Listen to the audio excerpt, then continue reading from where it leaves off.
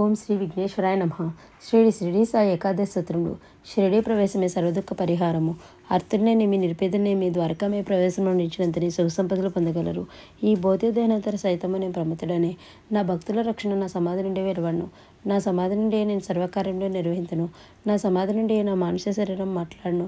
నన్ను ఆశ్రయించిన వారిని, నేను శరణం చేసిన వారిని నిరంతరము రక్షించడే నా కర్తవ్యము. నా ఎందెవరికి దృష్టి కలదు వారి ఎందే నా కటాక్షం కలదు. మీ భారములను నాపై పడవేయడు నేను మోసెదను. నా సహాయం గాని సలహా గాని కోరిన తక్షణమే ఎసంగదను. నా భక్తుల గృహంలో ఎందు లేదు అనే మాట వినిపించదు. ఓం శాంతి శాంతి శాంతి. 8వ రోజు పారాయణము, గురువారము, 35వ అధ్యాయము. బాబా మరణించలేదు, వదిలినది శరీరం మాత్రమే. పారాయణ ఫలితము, మంగళహారతి. 8వ రోజు పారాయణము, గురువారము, 35వ అధ్యాయము. సమాధి అయిన మరుసటి రోజున బాబా స్వయంగా లక్ష్మణ్ మామకు, దాసికలకు, ప్రధాన భార్యకు కలలోకి చెప్పినట్లుగానే వారు మరణించలేదు, కేవలం శరీరం మాత్రమే వదిలినారు. లోపల గల దివ్యసాయి శక్తి ఆనాటి నుంచి ఈనాటి వరకు నిత్య జాగరూకతో తన భక్తులను కాపాడుతున్న నిదర్శనలు ఎన్నెన్నో కలవు. సాయి యొక్క దివ్యశక్తికి షిరిడి కేంద్ర స్థానంగా ఉన్నా అది ప్రకృతి అంతా నిండి ఉన్న చైతన్యవంతమైన దైవశక్తితో నిండి ఉన్నది.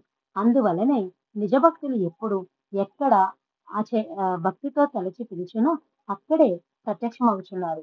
నిజానికి సమాధి అనంతరమే బాబా తన శక్తులను, లీలను విశేషంగా చూపుతున్నారు. ఇందుకు అనేక నిదర్శనములు కలవు.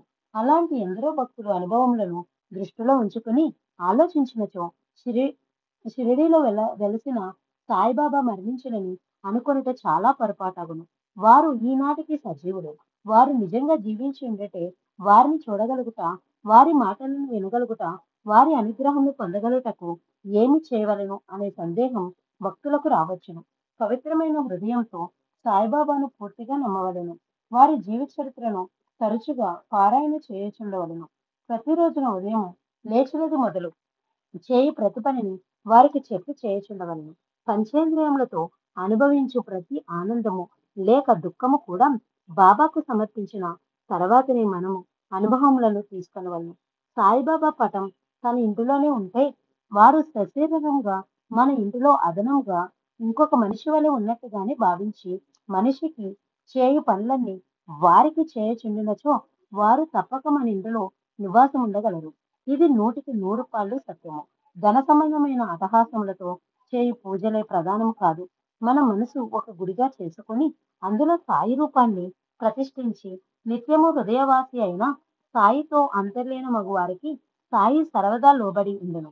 అలాంటి పవిత్ర నిర్మల భక్తులకు సాయి బానిసగును.